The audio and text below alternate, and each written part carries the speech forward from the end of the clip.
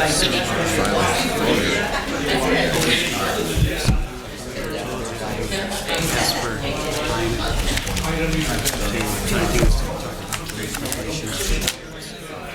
I said, well, I have the pledge, the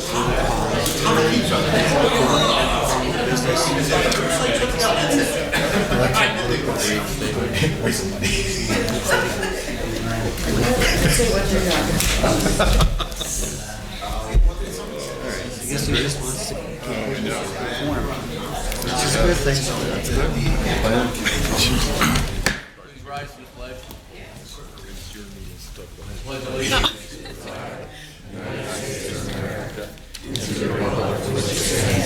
One nation, under God, indivisible, with liberty and justice for all.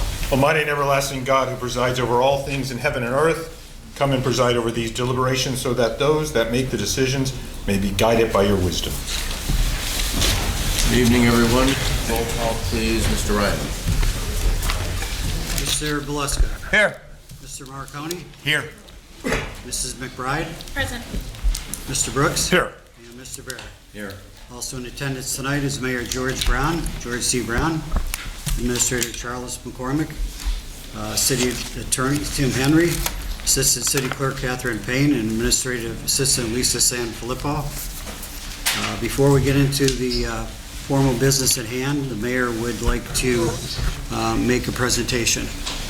Mayor? Thank you, Jim.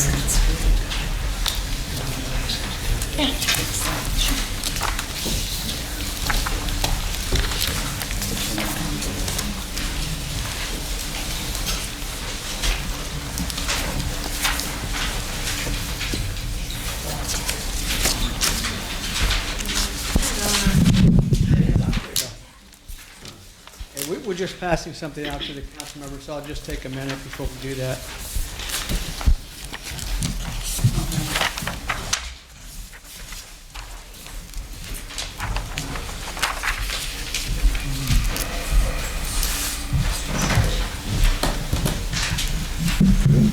Thank you, folks. A couple things I want to note first before we get started. In an effort not to in any way jeopardize the protocol of King's College, but also due to the fact that our March 18th informational meeting regarding the sewer system will probably have a lot of elderly people there, I am postponing the March 18th meeting. I don't want to jeopardize anyone because they're coming out to listen to the proposals. And then in turn, because we're going to be postponing that meeting, I will not be making my presentation to council on March 26th, because I vowed that before I make that presentation, I want the public to be there to ask questions. So we are going to reschedule. I don't have a date because we really don't know the seriousness of this COVID-19 situation, so please understand that. But we will not do a recommendation to council until everyone in the city of Wilkes-Barre that wants to attend it has a chance to be there and ask questions. We're still very serious about it. We're still looking at the best rates for the citizens, but please understand, we will do it after we pass through this situation. So officially, for the media, March 18th meeting is being postponed to another date, and I will not be presenting to City Council on the 26th on recommendation. Secondly, I passed out to the media and to council something that we also initiated today. We have skilled nursing homes, and the elderly are really the ones that are most at risk with the COVID-19.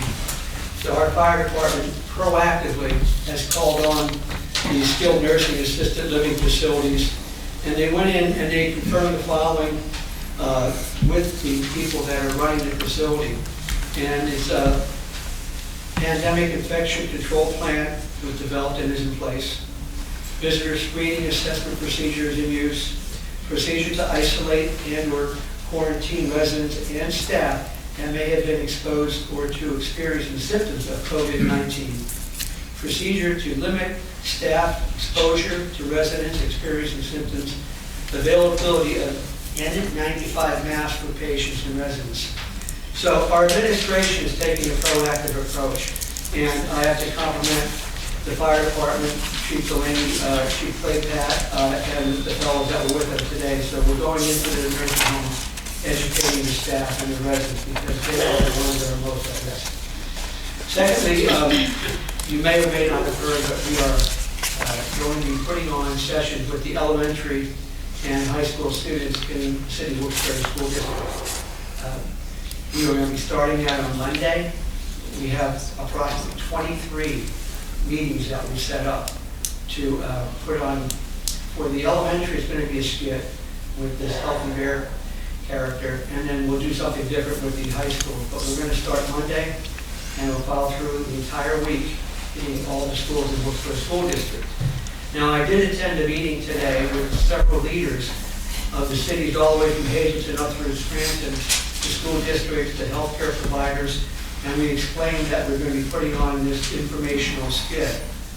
We've had requests to actually take the skit so that other school districts can also use that as a learning cycle for the people that go to school in their school districts. So what I'm saying is, this is something that's not just going to be Wilkes-Barre School District. It's going to grow into our sister neighborhoods and sister cities where they'll actually be using this as an educational device for the students.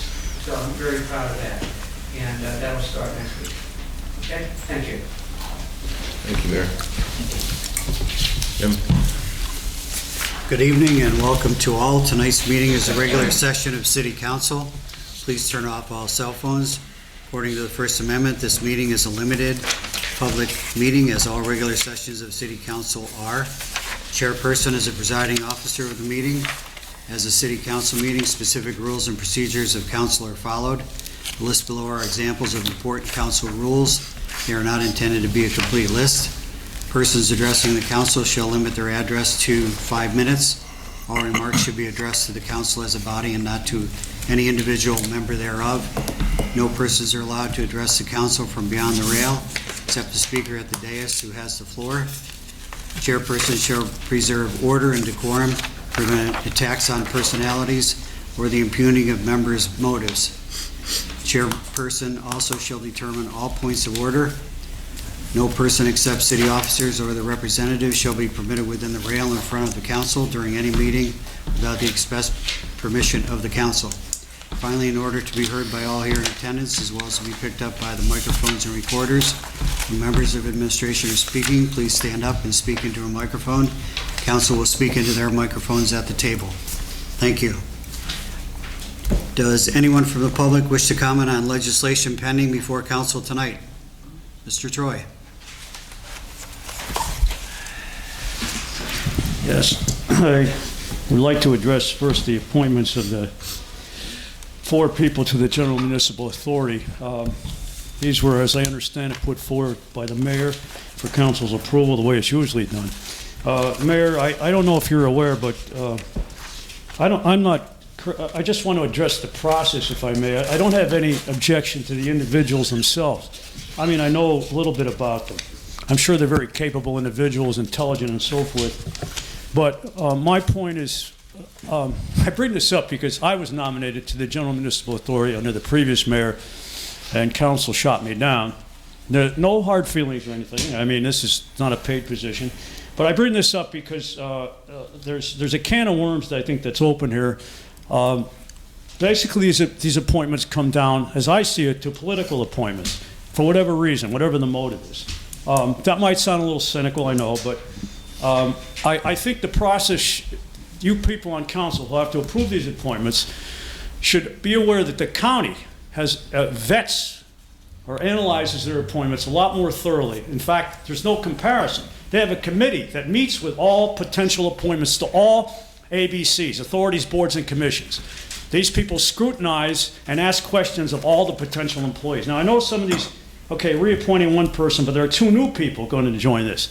This is an important authority as far as I'm concerned. And I'll tell you, the mayor came to me last time. He told me personally he wanted me on this authority because he was afraid the authority was, he wanted a watchdog on there, and you people probably can vouch for that. I would be pretty much a watchdog. That's who we need. That's the kind of people we need on this authority. As far as I know, I mean, maybe you can enlighten us, Mayor, or somebody. as to what the financial situation is on this authority. Mayor Tony George had told me that it was losing money, and it would be a nice thing if the authority could donate some money to the city if they were making money, but that wasn't the case then. I don't know what it is now. I haven't examined their books or anything. But I think the process has to be open, and I think these people have to be scrutinized and perhaps present themselves before council makes a decision on approving the mayor's appointments, to make sure that these appointments are not political and to make sure that it's in the best interest of the taxpayers. To this point, to the other remaining items on the agenda, I'm very disappointed again, as you might imagine, on the temporary suspension. I would like to know, first of all, why these are lumped together. And I hope they're going to be voted on individually, although that's not going to make a difference. The suspension of these, the alcohol consumption ordinances for these various events. Mayor, maybe you can tell us, since you're the one who put these on here, I assume, and that's the way you wanted it. You wanted all 5 to be approved, I guess, at once?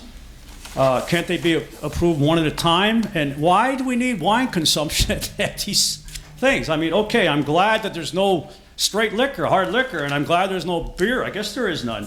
But last time this came up before council regarding the events on with the county, information was withheld. I asked Mr. Wampole point blank about whether there was some incentive for the county to carry on, to have these sort of things, to have booze consumption at these, and it wasn't revealed till after the fact, after the vote occurred. Let me stop you right where you're at. Okay, you are supposed to be commenting or questions on pending resolutions. That issue that you're referring to is not before us tonight. All right, good point. Okay, good point.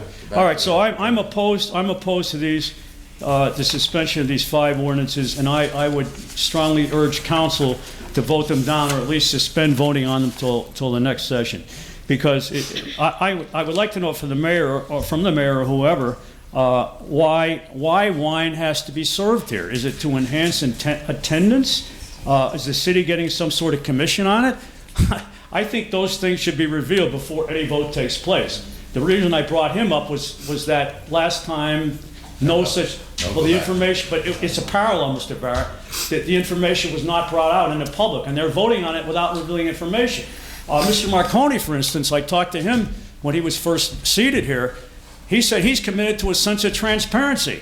Mayor Brown, the same thing. But so far, that has been sorely lacking from this body, from the administration. I wouldn't say on all counts, but on a lot of counts, and especially this. I would like to know the truth of this, why the necessity of serving wine here, and I guess it's to enhance attendance. I don't know. But let me just, before I run out of time here, I think the most egregious thing here is the serving of wine at the farmer's market, which opens at 10 o'clock in the morning, I believe. You're going to have wine consumption at 10 o'clock in the morning? Give me, I'd like some explanation on that. I would appreciate it. Thank you. Okay, going back to, we talked about the mayor and these appointments. We are not under the same form of government as the county is. Strong mayor, council approval here. As you know, in the county, strong council, actually the county manager works for the council. It's a little bit opposite of what we have here. These are brought forth from the mayor's office, from the administration. These appointments or reappointments for us. Any vetting is done before it gets to us, and yes, we do have the final say, but we don't have the first say. We didn't come up with these individuals here. We do. Mayor came up. Yes. So, but who? But as far as these events here, wine tasting, it is limited to specifically that. There are no sales of wine other than the wine tasting itself. Nobody's going to be walking around with a bottle of wine there. That's my understanding, and I'm sure the mayor can correct me on that. You got to answer the question, Mr. Barrett. I'll answer your question. Sam, first of all, the people that are recommended for these boardships, if you were here on Tuesday night at the work session, some of those people were here. Council asked me to please have the people that we're recommending to come before them so they can ask questions. Every single person that's been recommended for appointment or reappointment has either been here on Tuesday or Thursday. Mr. Conahan's here today. They're here for council members to ask questions and, in your opinion, vet before they vote on it. So if you miss a meeting, like Tuesday night, I can't help that. You're missing information that maybe you should have gotten when you were here on Tuesday. Anyway, the people are questioned. There's a process to applying for it. I put ads in the paper asking people to apply for these boardships. The information is on our website. The actual application is on our city website. So it's not that I'm just putting people on these. People are applying. There's background they fill out based on their criteria and their expertise, why they should be on the board. All that stuff is part of the packet that goes into consideration for who we're going to pick.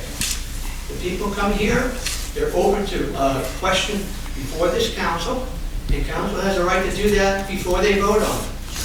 So people are here, they're vetted, and there's a process in place. If you're not aware of that, or you don't come to the Tuesday meetings, I can't help that. That's you.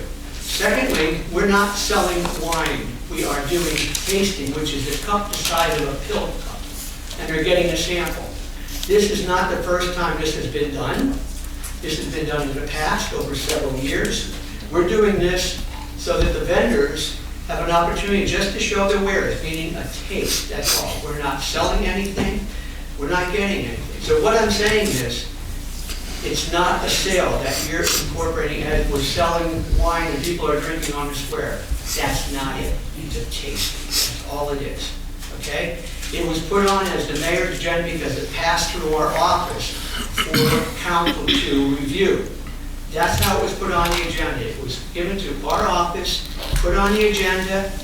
The council members are the ones that have the authority to turn it down or to approve it.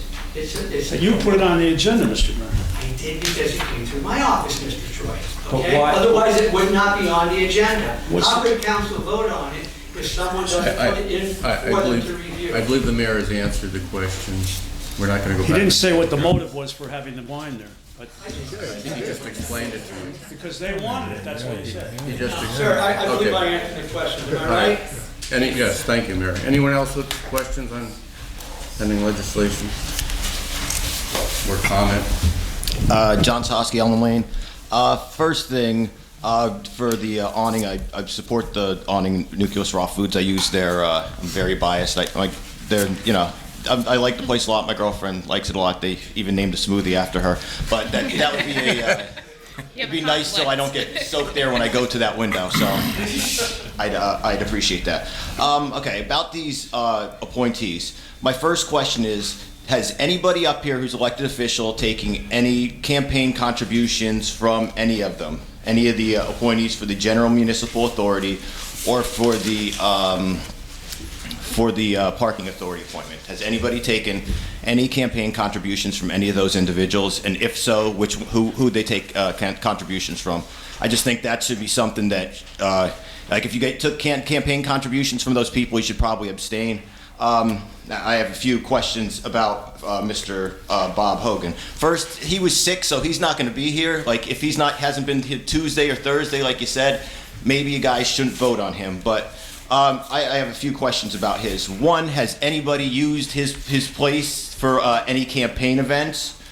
Or is anybody like a regular at his establishment? Because those two things should also be things considered if you're going to vote on him. Like, if you're in his establishment once or twice a week, that might affect your voting. So I have those questions about his appointment. And there's also, Steve wrote an article in 2018 about, I guess he was alleged of racism for asking someone to leave about his policies there. So I'd also like him to be here to answer about that, because he's going to be representing the city. If you guys, he already is representing the city, but this happened before he was reappointed again. So you guys have the choice to look, he should be looked into. I think that he should be at least delayed until he's going to be here to answer some questions, because he hasn't been here for, I guess he has health issues or something, but he should be here like the mayor said, like everybody else that you guys are expecting to be here, because he has some questions that he should at least have to answer, about personal things, with his business and how he treats people. That's all I have. And I was kind of disappointed nobody mentioned that on Tuesday. That should have been something that was brought up. If it made the paper, it's newsworthy. That's all I have. Anyone care to comment on that? Okay, thank you. Take it. I didn't get any campaign contributions from anyone. Me either, John. That's up to anybody who wants. Can we, would we be able to vote on his appointment separately, Mr. Hogan? We can, if you Okay. wish. If we make Yeah, a I- motion. That's the way, you guys, I'm just saying, you said that they all, Thank Mr. you. Brown said all those people should be here. He wasn't here. Right. Need a motion on that. Motion for, No, Just no, vote separately. no. We'll just take it off the and do it off the again. consent agenda and do it individually. Okay, thank you. Okay. Thank you. Anyone else on pending legislation?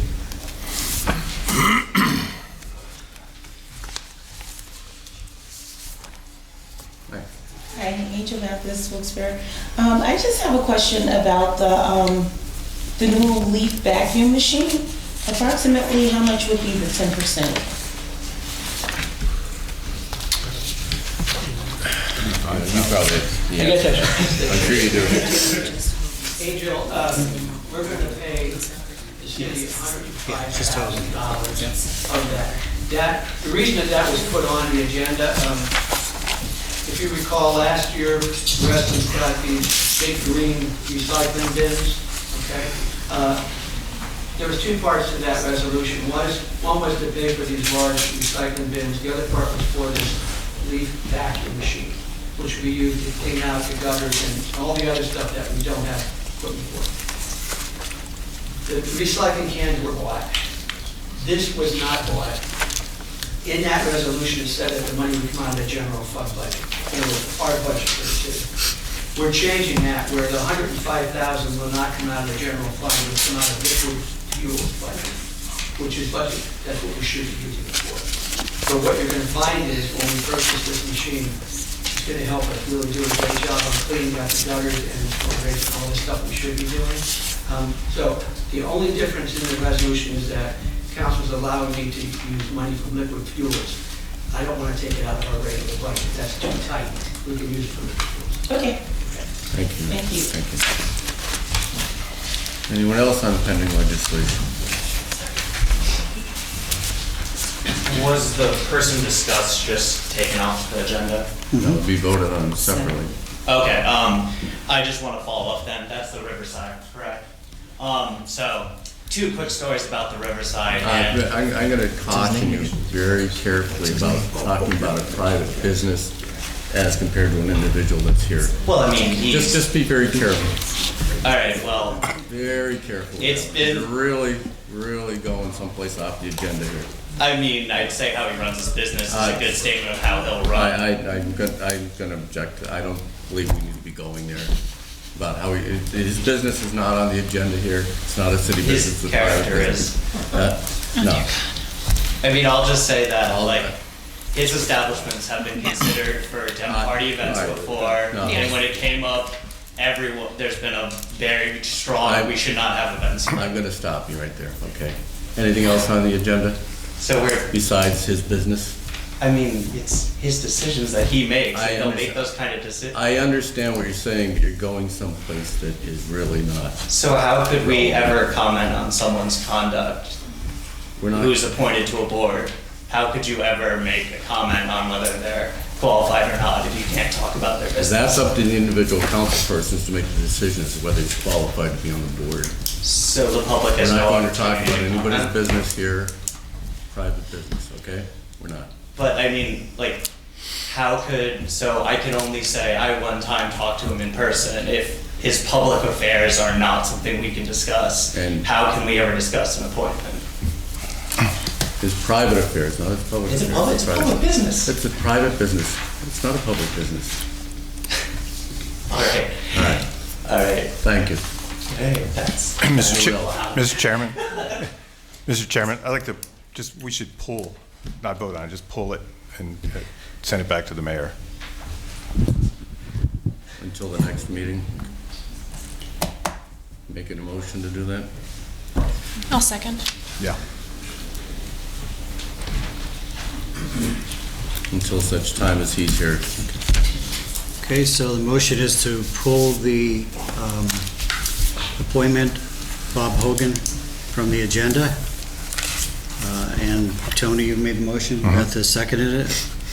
So, let's see, hold on one moment.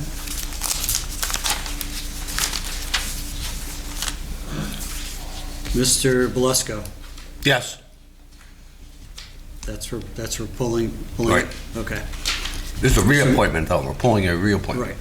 Mr. Marconi? Yes. Mrs. McBride? Yes. Mr. Brooks? Yes. And Mr. Barrett? Yes. Okay, motion passes. The appointment of Bob Hogan will be pulled from the agenda. Okay. All right. Good evening. Good evening, Jason Carr, Salisbury, Pennsylvania. Regarding the sale of the property at South River Street, just general questions around if it's a vacant property or if it's a building. What are the intentions of the purchaser to do with the property? Will he be held accountable after he purchases the property to develop it or to make it worthy? I can tell you next week, I think I'm meeting with either the representative from the Attorney General or Auditor General's office regarding corrupt practices that are taking place in Luzerne County. Myself, regarding the purchase price of $7,000, I believe that's the price that has to be used as the assessed value of the property coming out of the city. So will that be the case, the $7,000 assessed value? And what are the intentions? And also, someone purchasing from the city, what are the qualifications that you're looking for the property to be purchased to someone? And I don't know who Chris Hacken is, but you should sell it to him if he's worthy. If you want, I'll answer your questions right now. There's a process that we follow for selling our property. Remember the packets I gave out several weeks ago? They're actually in my office, anybody can pick them up, but they're also on our city website. Any properties that we have for sale. When we have someone that's interested, or multiple people that's interested, we have our city appraiser appraise the property. This particular property is 200 lots. It's been empty for years and years and years. And what happens is, we have to send our people down to cut the grass, cut the back, the weeds and everything. The gentleman that's buying this is gonna build a house. Oh, that's great. And if you notice, this area of the city is coming back, okay? The houses are being remodeled, they're being repainted, they're being brought back to the nicest they were before. This will be a brand new, beautiful house on a double lot that's been owned by the city for years. And now, because we're aggressively trying to sell our property, we're getting $7,000. It's on the tax rolls. They'll start paying property taxes, but also there'll be a house on there, which will be appraised for property. So it's a win-win for the city, but we do always get them appraised, making sure that we're charging the proper value for them. There you go. Thank you so much. Anyone else on pending legislation? Okay, I guess we can move forward.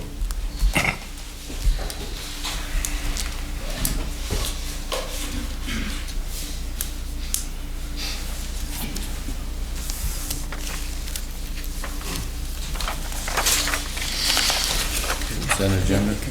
Consent agenda, okay. Minus the one. Consent agenda minus,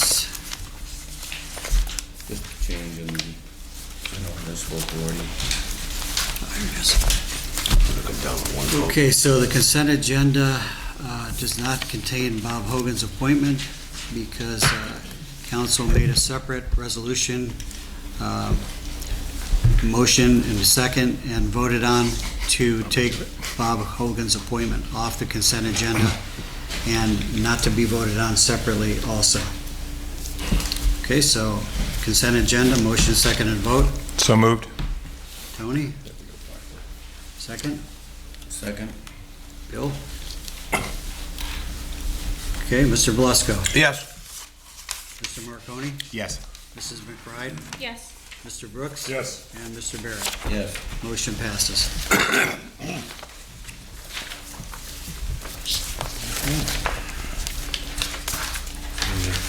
No ordinances, just resolutions. So, All Councilman. right, we'll go to Mr. Belusko. I just want to commend the mayor on his tough decision yesterday to cancel or postpone, I should say, our St. Patrick's Day Parade in Wilkes-Barre. I know we're disappointed, as I am. I know it was the toughest decision that the mayor made, this year so far. Believe it or not, I believe you've tossed and turned over it.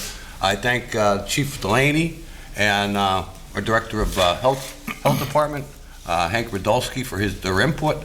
But I commend you, Mayor, even though I really I like it, and my grandkids like it, and I'll be disappointed myself. I was looking forward to seeing our city administrator, Charlie McCormick, in his leprechaun outfit.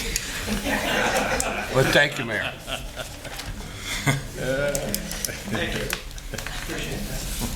Okay, Mr. Marconi. Yeah, I do have a couple here.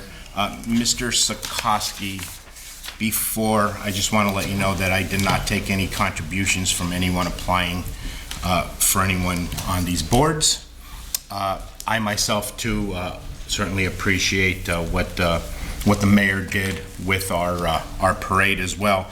And also, I would like to commend the mayor and Chief Delaney for being proactive with these nursing facilities. Very, very refreshing. Very refreshing. It appears that we're proactive with this virus, and it's just good to hear and to see, and to get that out to the public as well. Finally, Mr. McCormick, again, I had a problem, and I just want everyone to know this. I had an issue in my district. Someone dumped a large couch in one of my areas, and I contacted Mr. McCormick. And I've been saying within 36 hours, everything's been picked up. It was picked up within 2 hours. And I just want to thank him for that as well. Thank you. That is all I have, sir. Thank you. Mrs. McBride. Yeah, I also just want to thank the administration and Chief Delaney for their work in trying to be proactive regarding this virus. I think that it's really important that cities and municipalities are really trying to be proactive with this as much as they could be. Also, just to kind of echo Councilman Marconi's sentiments regarding response times by the administration, it really is astounding how quickly they get things done, and I know all of council really appreciates it as well. As someone who worked for 4 years with the previous administration who wasn't always that responsive, I do really appreciate that, and it's really helpful for council members because their work also reflects on us as far as our responsiveness too, so it means a lot to us, so thank you. Thank you. That's all I have. Mr. Brooks? Yeah, I'd like to echo all the sentiments as well.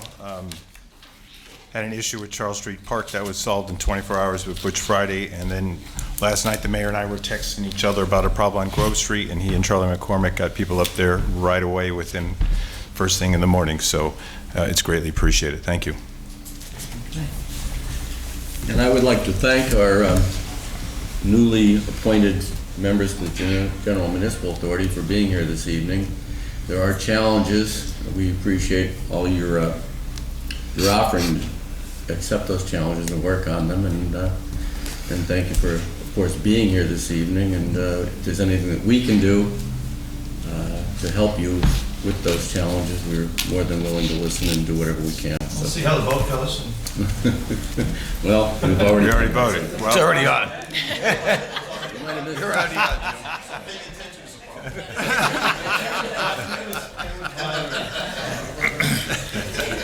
Three anyway. Okay. All right. Thank you. John Sahoski.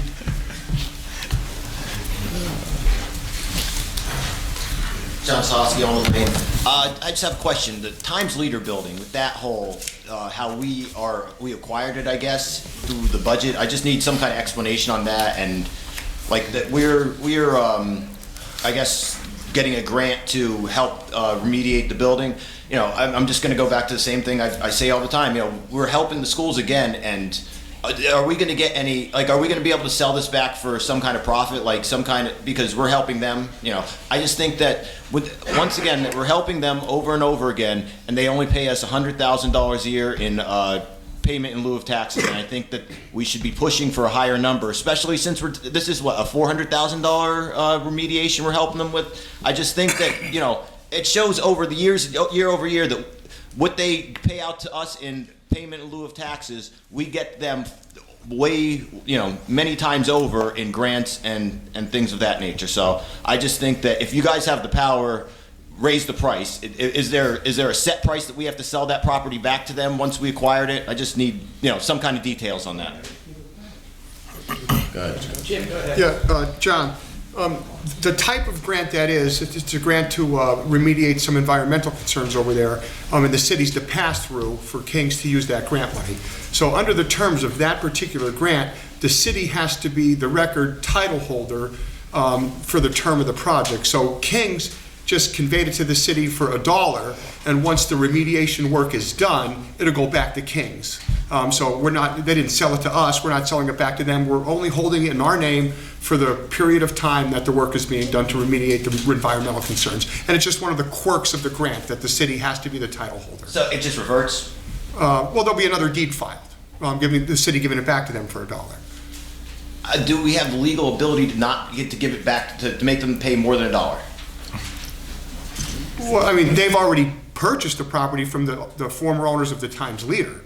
They're just putting it in our name. And you have to have some consideration in the deed. In that case, it was $1, and we're just giving it right back, and we're only holding it for a temporary period while the work's being done. So no, we don't have that ability? Certainly something we would do. I'm just yes or no. Do we have the ability? The ability? I would have to look into it, but I suspect we probably do, because right now we're the record owner. I just don't think it's something, for practical purposes, the city would ever do. Okay, that's fine. John, let me just answer the other question about how much the college pays. I know we've discussed this before, but we don't have the authority to tax them any monies or anything. What they give us is a pilot payment in lieu of taxes. So the only way that's going to change is if the state legislature allows us to start taxing nonprofits. Now, they do pay $100,000, as does Wilkes. City Administrator McCormick and myself have actually had a couple meetings with both schools, asking them to consider increasing their pilots. So we're in discussions with them right now. It's not something that we forgot to do. We were only in office, I think, 2 weeks when we met with the schools, okay? We're in that situation when we're discussing it back and forth. Do I want more money? Absolutely. Are we going to try and get more money? Absolutely.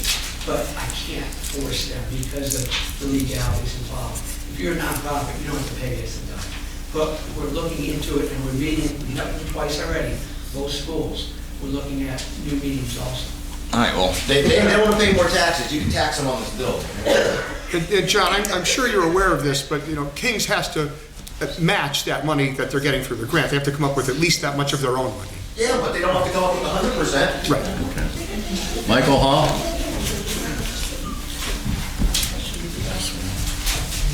David, sir. what I'm here is to ask council, all you members, if you can be involved with a meeting, which I'm trying to set up with the mayor, but he's busy, with the mayor, the SPCA, and maybe 1 or 2 members of the Luzerne County, with the county. Would you like to get in and we can get talking about the stray cats, the TNR program, and the feral cats? I talked to Hank. Hank says he's aboard. All we gotta do is just all get together and we can discuss what kind of ordinance we can come up with for this. A guideline for the animal control guy to follow. I know the city tried last year. There was a rescue up there. I think they spent 3 days with this. And I don't know what happened. It seemed like it fell apart. I don't know if the mayor eliminated it or if it was just not working out or what the deal was. But I know there's people in the city. There's people that like them. People hate them. Hey, I'm one of the people that I can live with them. I can live without them. But I'm also one of the people that participates in a trap and release program in East End. And I think it's a good idea. Some people say, no, it's not a good idea. Me personally, in my neighborhood alone, from living there all my life, I've seen from 100 cats, we're down to about 48. Because just about every cat in the last 3 years has been tagged. Every time we see a cat that don't have an ear clap, there's 4 of us in the neighborhood doing it. No matter who catches it, we take it, we get it spaded, we get it tested for diseases, it gets its rabies shot, and it's returned right back to the neighborhood. Now, I was under the understanding when we started this program, well, between us neighbors and stuff, that was a national thing. If you did the TNR program, the cats were kind of like left alone by animal control. Apparently they're not in this city. Not that I'm saying that Adam Oliver is a bad guy. There might be a law there. I don't know all the laws. I'm not familiar with them. But I know in my neighborhood, there's 4 of us. I'm not going to name people. I'm not going to point fingers. And I know for a fact that we got the numbers down. And like I said, every time we see a new one, which will be pretty soon, because you got April, May, June, that's usually when the renter properties, the renters move right after the winter. If they have a cat, this work goes outside. So what I'm trying to say is if I can get 1 or 2 council members to join in on this meeting, maybe between you, the SPCA, us, a couple rescues, so they come in and do it. And like I said, if I can get somebody from the county, like the board of directors of the SPCA, maybe we can come up with some kind of agenda here and see what we can resolve. I know there's going to be people that care about this, and they'll be down here next week to put them out on this. And I hate to open these up like that, but this is going to be a silly season. And honestly, I don't know if anybody realizes, all you need is a set of 3 cats, 3 females and 3 males. And by the end of the summer, you'll have 35 cats running around the neighborhood. Because it only takes them 7 months, kittens, before they start popping other kittens out.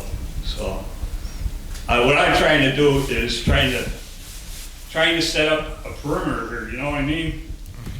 Where we could maybe come up with a law that we leave the TNR cats go. I know the people the complainers in my neighborhood are really against it, but there's only three complainers because we went around last year with a petition to see how many people were for and against it. We only got 3 that are against it. So. Well, first of all, thank you for all that you do. I think it's great that you do it. Well, I don't have a problem with the TNR concept. I think it works. It's proven to work other places. Right. The ordinance that came before us last year had some addendums to it, if that's the right way, that caused some concerns for council because it went beyond TNR. It went into licensing all cats and a lot of other things that appeared to be unworkable. So I agree with you, going back and revisiting it is the right thing to do. Right. You've shown in your own neighborhood how it works. I'll be honest with you, I lived in this neighborhood all my life, and I seen feral cat colonies where they were about 100 in the neighborhood, and they had the city come in, they take all the cats, and I can guarantee you in a year and a half, you had 100 more cats. Oh yeah, sure. And like I said, the cats right now that are in our neighborhood, they're disease free. If we want to set up a meeting I know we did meeting calendar. I have no problem meeting with you or maybe Mr. Hall or I told him, to revisit. Mr. I talked with Mr. Hall last week.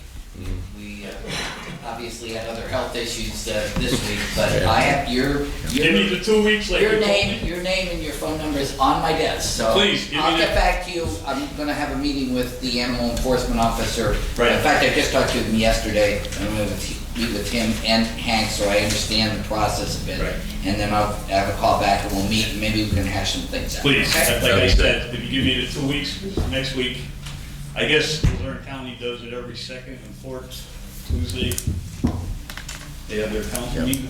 Maybe I can get over here and talk to somebody over here. Because if we can get the county involved, maybe we can do a county thing too. I think we should start where we're at here and then see how that goes. Well, that's it, but what I'm trying to say is, if you're really looking into it, all the counties around us.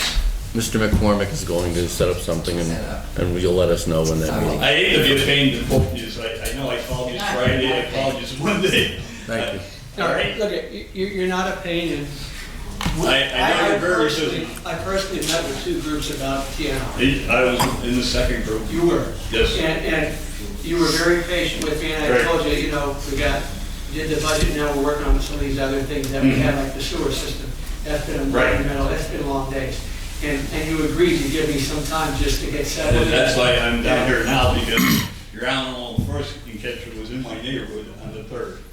So, believe me, in that meeting, I think I mentioned to you and your wife and the other ladies that were there, give us a little time. We're not. I'm more than patient with you, Mayor, I understand the Bear with things. us. We're gonna- Yeah, we'll that's, meet with you, we promise. thank you.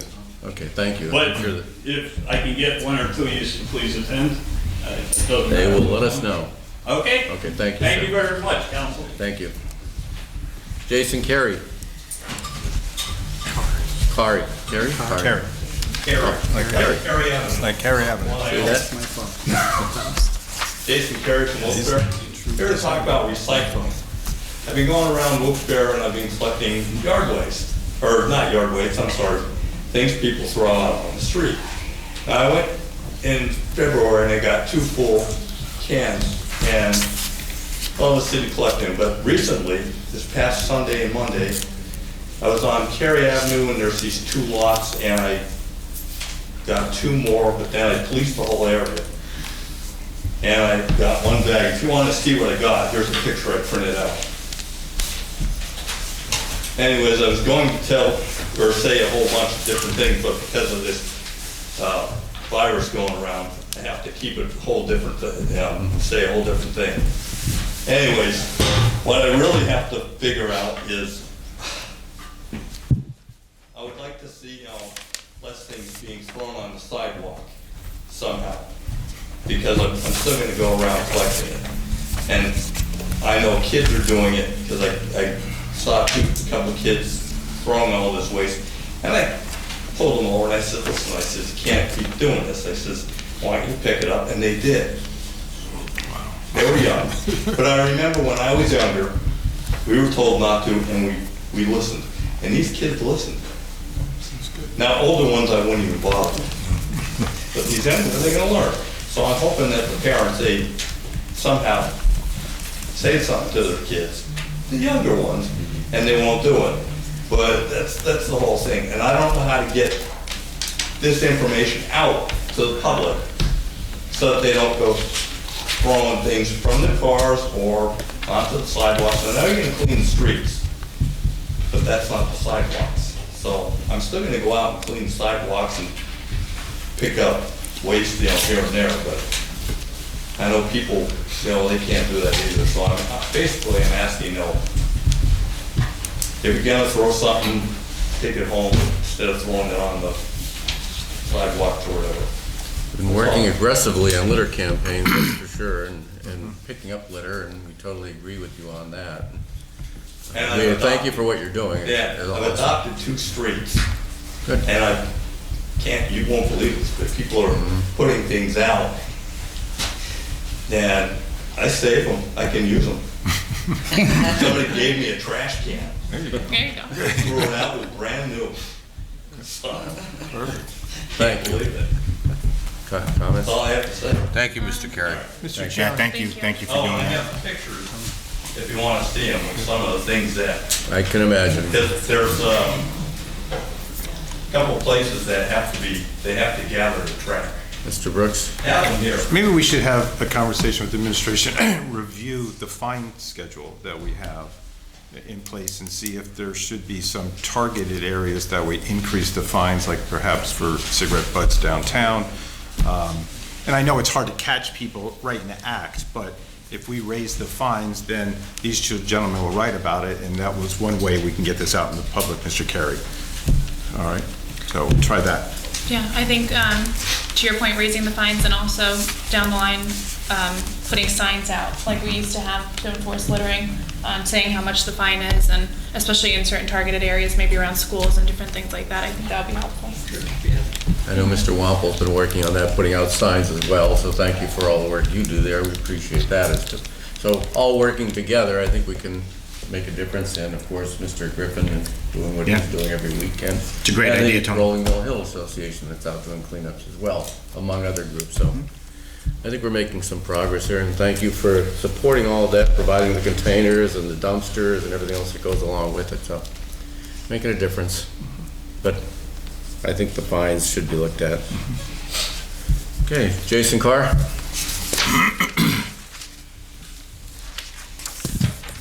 Jason Clark, Sailorsburg, Pennsylvania. Mr. Carey, thank you so much for donating your time and efforts. It definitely does make a difference. You have a great idea. Hopefully council can pick up on it and develop it. Maybe even the mayor adopt a street. Could you imagine if one person on every street adopted their street and monitored it? I think part of the problem is not having trash cans in the city. Obviously, it's very basic, but signs aren't going to do anything. Signs aren't going to have people. You can't put garbage on a sign. Maybe you should get garbage cans. Think about it. It's a good idea. I'd like to thank Mayor Brown for making cleaning the streets a priority. I asked multiple times over the last year and a half to have it done with no result. Thank you, Mr. Mayor, for accomplishing that and making it a priority. Makes a big difference. I greatly appreciate it. I was wondering as well, Mr. Mayor, if it's possible to give a financial analysis of the possible situation that the city may find itself in with the meltdown of the stock market. It directly affects the pension plan. At the end of the year, if a recovery doesn't take place within the stock market, the pension plans will be depleted to the point where they'll become insolvent. And the payments to the plans required by the state will be something that the city may not be able to afford. It's something that it has to be taken into serious consideration right now because we're down 10,000 points. Down 7,000 points at this point, and it's definitely a serious consideration of the burden that the taxpayers are going to have to take into consideration at the end of the year. Pretty serious. I've been listening closely to what you've been talking about and reading in the paper, what you've been saying regarding the sewer system. I was wondering, are there two options not available anymore? Either not selling the sewers or recertifying the Wilkes-Barre Sewer Authority and actually charging other municipalities to run through Wilkes-Barre sewers. Are those options still on the table?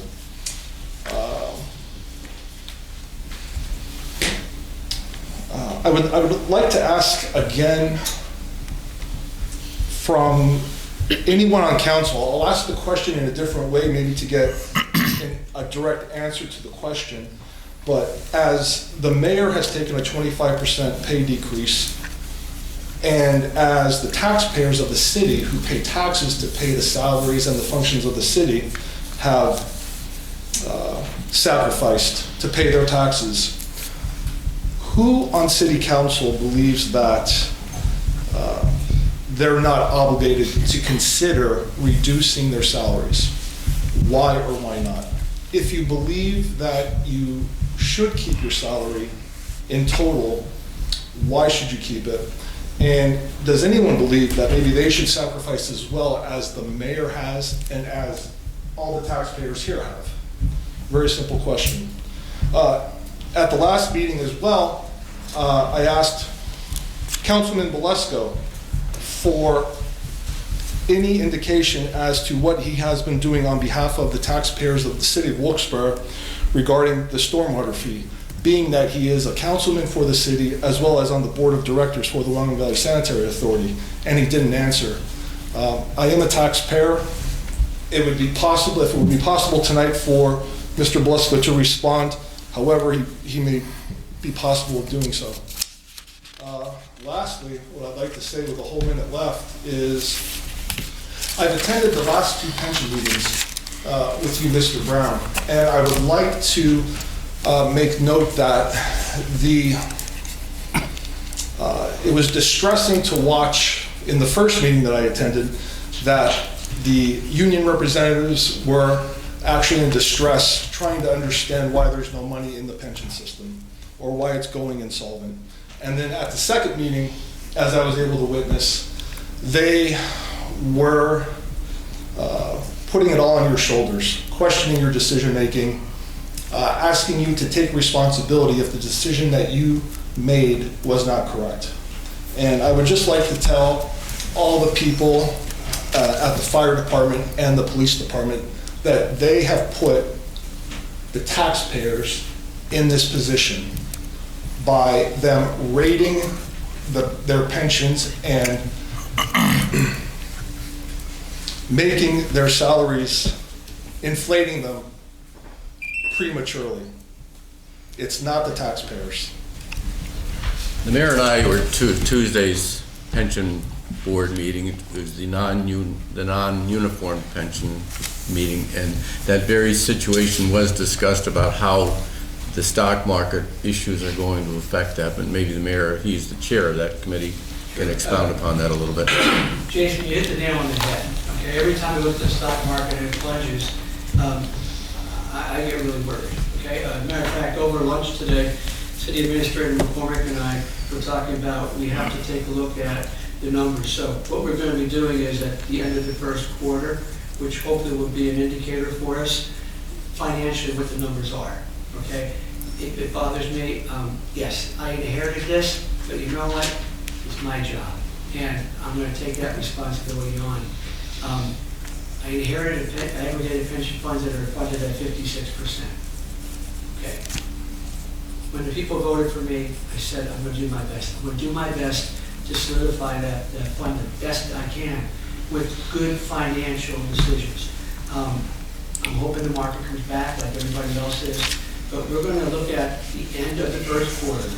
Okay, we'll see where we're at, and then we'll be able to get a better idea financially what we have to do. It's not something I'm happy about, believe me it's not, but it's something, my responsibility. I'm the guy that's in charge of it. So I'm glad you understand that, but we will be looking at the first quarter. The second question you had, The two options are, do the options still exist not to sell the sewer system? Good question. Yeah. No, we still have the option of selling it. We still have the option of leasing it. Let me put it this way. Go ahead. Is there an option not to sell the sewer system? Yes. Is there an option If it's to? okay, I'll explain. And we're not, let the mayor finish, okay? Please. No, I don't want to go back I know and you're forth. passionate about this, I understand. First of all, we have two companies that are looking at possibly buying it. Okay, what does that mean? That means that they would give us X amount of money at the beginning, and then they own it, and they have to go through PUC if they want to do it and get rate increases and so forth. But yeah, there's two companies now, another one stepped up, that's looking at leasing it. What does that mean? That means that they will take over running it, but we, the city of Wilkes-Barre, still own it. Problems are, our sewer system right now is 100 years old. It's antiquated. We have issues with it. When we get a heavy concentration of sewage from Wilkes-Barre Township and Plains, and it flows into our lines, which are smaller than their lines, which causes pressure. If we get a lot of rain on Barney Street and in Goose Island, it lifts up the sewer manholes. We have to put DPW trucks sitting on top. Am I right, Dave? That's correct. We have to sit them on top of the manhole covers so that they won't pop up the sewage. If you walk on Public Square in the summertime, you may get a hint of sewage. Our system needs between $30 and $50 million in repairs. I don't have $1 million. If we keep the system and we continue what we talked about 4 years ago with the creating Wilkes-Barre City Sewer Authority, we have to come up with that money to fix it because it's going to break down sooner or later. The companies that want to lease it, that want to buy it, they know the system and how bad it is. Part of their proposals are investing $30, $40 million into the infrastructure. So whether they lease it, whether they buy it, they have to fix the infrastructure because they're now responsible. What I'm looking at is the lowest rates for the residents of Wilkes-Barre. I'm not looking at that big lump sum. I'm looking at long progressed low rates.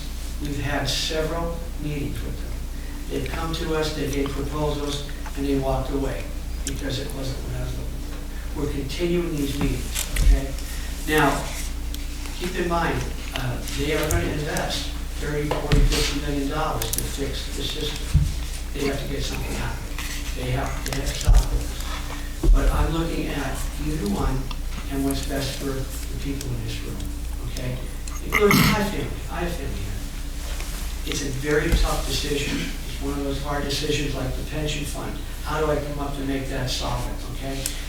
It's another thing that we've been working on. And this is one of the things that we're doing long hours. I mean, 3 nights this week, I didn't get home until 9 o'clock. It's important. It's important that we reach out to the residents and tell them what it's about, okay? So I'm being very honest with you. I'm being very transparent with you. And some people may not feel I am that way, but I am being very transparent with you. So that's the options. Selling it, leasing it, but Jason, if we keep it as Wilkes-Barre Authority, where do I get 30, 40, $50 million? We have a triple B minus credit rating right now. Terrible, terrible credit rating, okay? We had an A minus credit rating, went down to triple B minus.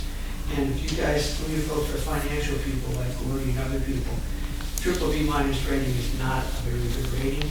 My job is to raise that up so that if I need to borrow to save money, I can do that. We're not there yet. Good financial management will do that. So my whole intent is, how do I get the loan kids? Okay? Thank you. May I ask a question, a follow-up question to your? I mean, if that's okay. Is that okay, Mr. Yeah, Mayor? go ahead. Okay, thank you so much. Then we're gonna move on to your other questions. Please stop, thank you. Pardon me? Please stop. You're telling me to stop? Yes, please stop. No, I'm gonna tell you to stop, Stop, okay? please. May I speak to the mayor? Go ahead. Go ahead, and then we're gonna move on to your other questions. Thank you Your so whole much. myriad of questions. Thank you so Mayor, much. please briefly answer his question. Mayor Brown, I thank you so much. I greatly appreciate your understanding of the plight of the taxpayer. So if you were to sell or lease the sewer system, none of the funds received from either one of those options would be used to fund the pension system. Is that correct? They're separate items. I'm taking, my opinion is different from the prior administration. Okay? I'm not saying anything bad about the prior, that's not what I'm saying. We have different thought process. The funds that we get, I'm not doing it to put a lump sum into the pension funds. No. The pension fund situation is separate from the sewer situation. The funds we get, I'm going to try to utilize to keep the rates as low as possible. Put it back into that system.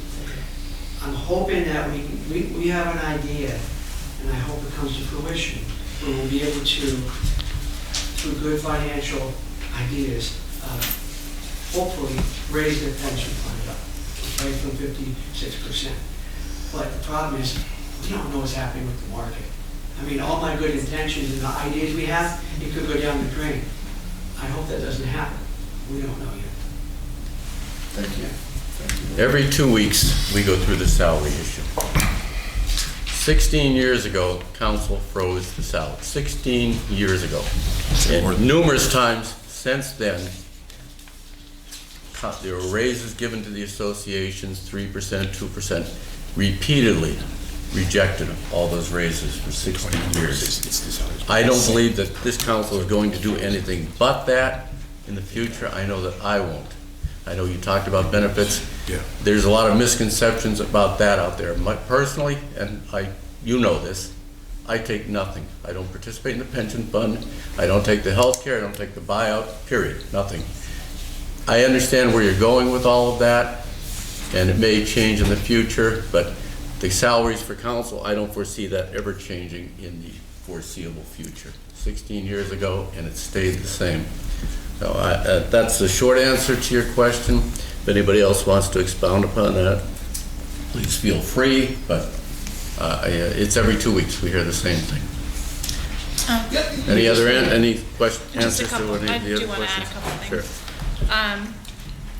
Circling back to the garbage cans, that is something I'm working on with the Residents Association. We're trying to get businesses in the district to sponsor garbage cans because there is an upfront cost, obviously.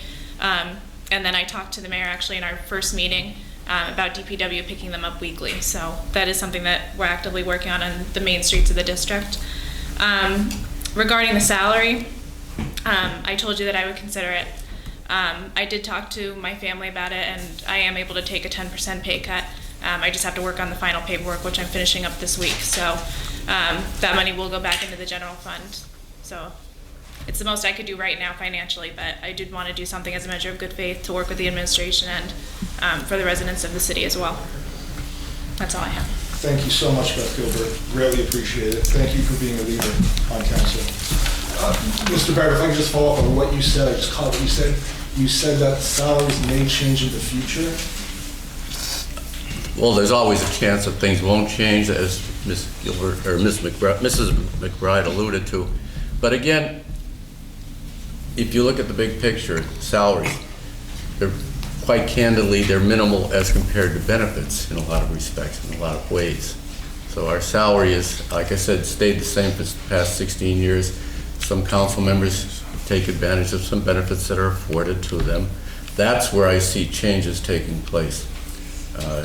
Quite candidly, again, it is probably much more significant in a lot of ways than the salaries are. I don't know what's going to take place in this particular term, but I would imagine that probably before the next term of council members, that probably see some changes in that, in the benefit area. It's very expensive. You know that. You've researched it. You know what it's like. 10% of our salaries as compared to health care benefits and pension benefits. There's no comparison. There really is no comparison. And I commend what you're doing there, but I also want to be realistic when we look at the big picture. Absolutely. Great. Just waiting, Mr. Gillespie would like to answer. He doesn't have to answer anything. Doesn't have to answer? Okay, very good. Jason, let me jump in 1 second too. I've been on the fence with payroll. I'm being honest. I've been on the fence with payroll. I'm new, 7 weeks, I don't know, 6, 7, 8 weeks, whatever it may be.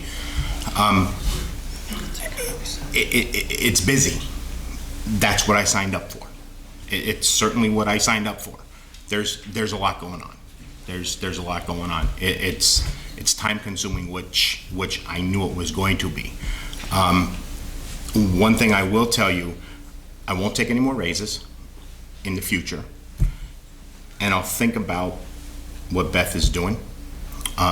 Also, I mentioned this before, I don't take the pension, I don't take the medical, and I also said a couple weeks ago that I am going to take the money that I get from the medical and put it back into the city at the end of the year. When we get that, I'll announce where it's going to go. Thank you again, Ms. Gilbert, for being a leader. Thank you. Sam Troy. Good evening. Good evening. Sam Troy, Joseph Lane. A couple of things pursuant to what Mayor Brown talked about, the possible sale or lease of this sewer system. As was mentioned before, I personally, I mean, it seems that you have your heart set on doing one or the other, Mayor, to bail the city out of its current fiscal crisis. Nothing to do with the pension fund, which is a separate crisis. I just want to go on record as opposing either one. And I'll tell you my reasons. And one basic reason that has been discussed before in these chambers is the fact that if you use the city of Scranton as an example, the rates have skyrocketed. And unless there's some agreement written in with the sale or lease of the system, you know, I think that it behooves us to try to find an alternative to doing that. The alternative, which is to bill, for instance, Wilkes-Barre Township for that sewer line that you said continuously overflows, I think is a very valid, and this was brought up, as you remember, you were on council during Mayor Layton's administration. I think it's one of the few good ideas he had, was to charge a fee to the outlying townships and municipalities to tie into Wilkes-Barre sewer line. That there might be some pushback from that, but I think that might be one alternative to possibly avoiding. I mean, that could save the city a considerable amount of money. How much, I don't know, but that's the sort of thing that has to be looked into. On the other issue, since you only have a few minutes here, I discussed with Mr. Henry today, and this was brought up before, a previous speaker, the sale of the Times Leader building over here, the former Times Leader building at King's College, which is a shame in and of itself. Mayor Brown and the rest of you, I'm sure, are aware. This is taking another property off the tax rolls. That wasn't mentioned when Mr. Sahosky brought this up. That's another problem with this. the city is doing its duty for King's College and acting as a pass-through or a conduit for some remediation money, and that's understandable, I guess. There was an article in the paper in a Citizen's Voice that indicated, and Mr. Henry wasn't 100% sure about this. Maybe you know, Mr. Brown, Mr. Brown, Mayor Brown, or Mr. McCormick. There is a liability insurance policy that comes with that. That the city, as far as I know, Tim Henry thinks that the Kings is taking over the payment of that. I wonder how much it is. And I see that this whole project was approved by council without any specific, I don't know when it was approved, I guess it was in December, the previous administration. That is the transfer of the title for this whole project to go forward. Personally, I would like to know as a taxpayer whether or not the city is on the hook for the liability of this building, for the insurance and so forth of this building while it has possession. How long is the city going to have possession of the building? So in other words, obviously the longer it has, and if it is responsible for the liability, how much insurance, how much is going to come out of the general budget for that? And of course the real estate transfer tax comes into play there. I just wondered if, I assume the city doesn't have to pay itself when the deed goes back to the city for that building. And I think that the city might, if it's within legal limits, it might behoove us to look at possibly charging more for the nonprofits who buy all these properties here, and take them off the tax rolls and charge them double the real estate property tax. Maybe that's something that gets people a little uptight, because I know that the city does bend over backwards for King's College and Wilkes College in a lot of respects. But that's something to look at, since we are in a very, very shaky fiscal mode. And in time remaining, I just want to discuss the coronavirus situation, which is, and I appreciate, I'm glad that everybody's come to their senses, and Mayor Brown or whoever, and canceled that St. Patrick's Parade. I know people are going to miss it, but it's the common sense thing to do. I happened to call the health department today, and I wanted to find out what recourse a person has to get tested for the coronavirus, and I got no help whatsoever from there. I didn't want to get tested, it was for somebody else.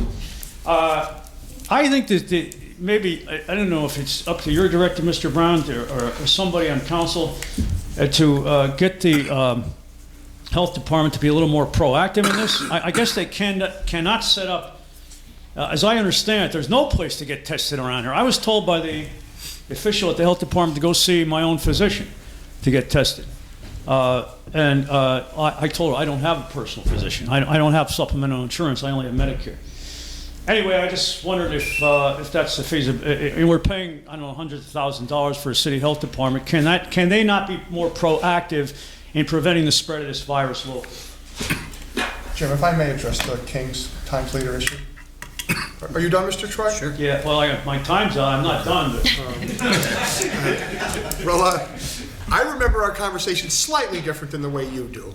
When you brought up the issue of the liability insurance, what I told you is, under the agreement between Kings and the city, to the extent possible, the liability insurance remains the obligation of Kings and not the city. Remember we talked about that. I remember that. Okay. You weren't sure. Well, and then I said to you that I'm assuming with all of the money that King's College has already put into that building, if there was not currently insurance on it, they would have contacted the city and said, we're unable to get insurance. Can you guys please get insurance for us during the term of your ownership? We haven't heard anything from King's College, so I'm assuming that there isn't an issue with liability insurance on that property. So, I mean, I could have Mark Barry, the grant coordinator, confirm that, but I think it's common sense that we would have heard from them by now, rather than the college just letting that property sit there with no insurance on it. Well, I would appreciate as a taxpayer if you could get it confirmed from Mark Barry. I think on the coronavirus questions, that somebody asked me that very same question today about how do you get tested. And I did a little bit of research, and I think that you have the answer. It's that you have to go through a physician, like any other script. They would order a test to your physician to tell you go for a blood test, go here, go there. It has to come through an actual physician. A physician can order that a test be given with the appropriate symptoms that you might be displaying. So that if you don't have a physician, you're out of luck, though. I think you probably go to Ready Care or someplace. emergency room, yeah, ready care, whatever. it might According be. to the health department, there's no place to go for a test, just so you know. Bill, can I answer that, please? I know I'm taking over this meeting, but it seems like everything was addressed. Go ahead. That's the answer you get.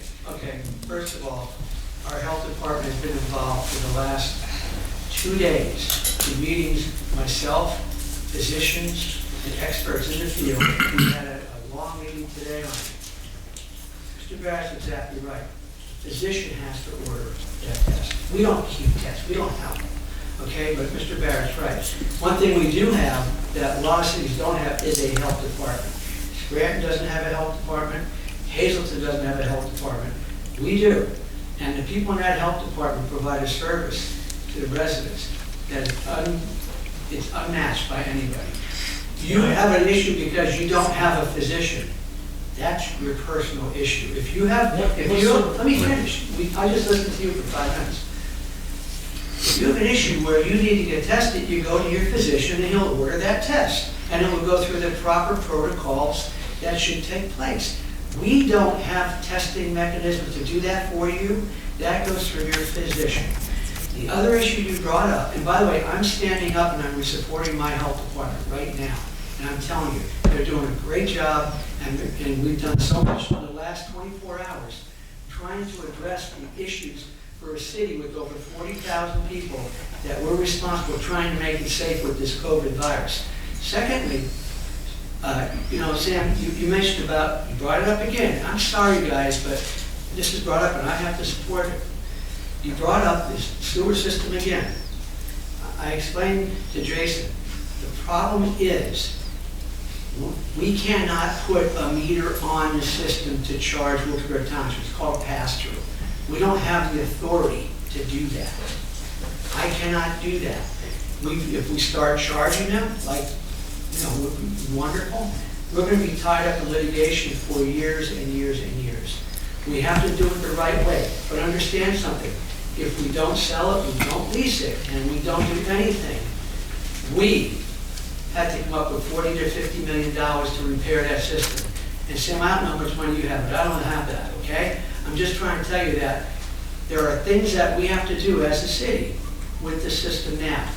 And we may not sell it, we may not lease it, but if that's the case, I have to find a way to come up with the money to repair the system. It's not that easy just saying, Wilkes-Barre Township, give me $2 million a year. We don't have a pass-through agreement.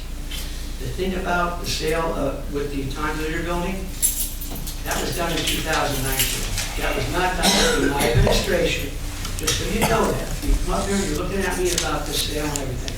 It was done in the prior administration, 2019. So I just want to add these things, folks, because I'm sorry if I'm taking up the whole meeting, but I'm telling you, this is the truth. This is transparency.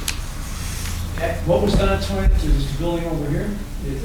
Huh? I'm sorry, Mr. Brown, my hearing is 100%, that's all. I couldn't hear you. Thank you, Mayor. Thank you, Sam. Angel Mathis? Yeah, I can read it.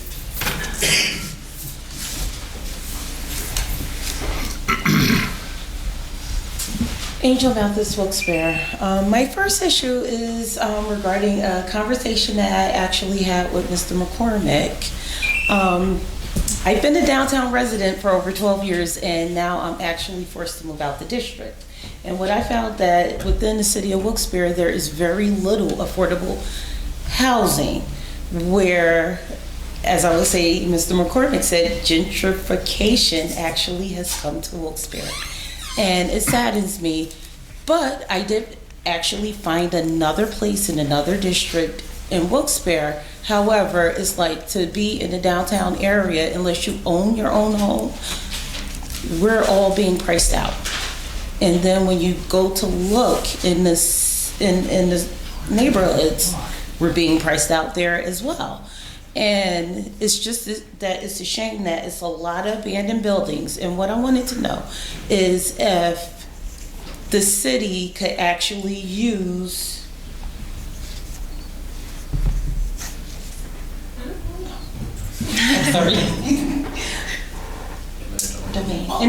eminent domain to actually acquire some of the empty houses to transform them or sell them to where they could be affordable housing, because as Mr. McCormick explained to me, that now there is no longer a clause when a company build new housing that a certain percentage has to be affordable. And then the second thing is, it just hits me for the simple fact that, you know, I'm watching Kings buy up all the property around me where people actually lived in those homes, only that were affordable, only to tear them down and make parking lots for more students to park their cars and less people to live in, considering that the largest value of property is actually now in our downtown. So can there be a limit as to how much property can come off the tax rolls? And an issue with eminent domain. The second thing that I have is street cleaning. Thank you for the street cleaning, because we actually have street cleaners that spray water and clean the sidewalk, clean the streets at the same time. And I just noticed yesterday, looking out my window, that there are temporary signs. Is it possible that we could get permanent signs if there is a street cleaning schedule, and possibly ticket those who park during street cleaning? Because it's nice to see the streets clean, but it's horrible to see how they have to go around the parked cars to clean the streets, considering a lot of the leaves and the debris actually accumulate near the sidewalks. And I won't say anything about the whole Kings thing, because I'm gonna say something about that too. That's it. I don't believe that there's any way that we can, and maybe correct me if I am wrong, that we can prevent Kings or Wilkes or any other nonprofit from buying property that is for sale and using it for whatever purpose that they feel is appropriate, provided it meets zoning and planning requirements. But as far as preventing a nonprofit from purchasing a tax-paying property, I don't believe that we can cap that or prevent them from doing that. I know where you're going, because if we see the numbers continually rising as far as the rents downtown currently starts at $1,200. and putting the burden on the other property owners, I totally understand that. I don't know if that's possible.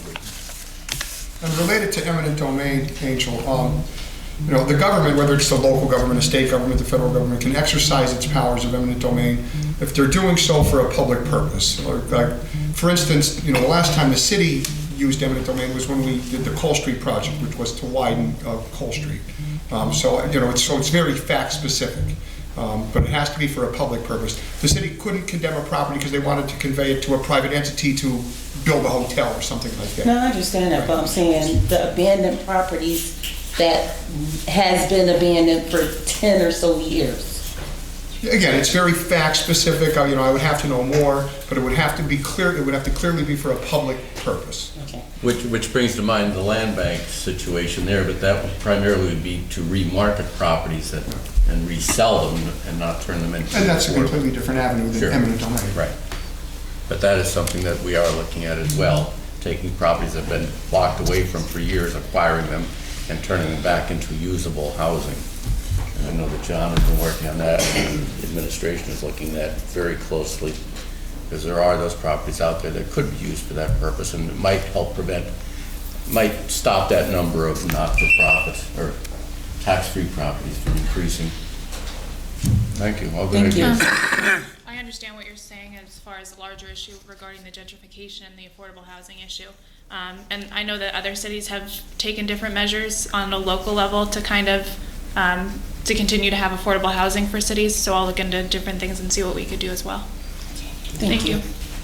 Thank you. Anything else from council? Okay, do we have a motion to adjourn? Motion. Thank you, sir.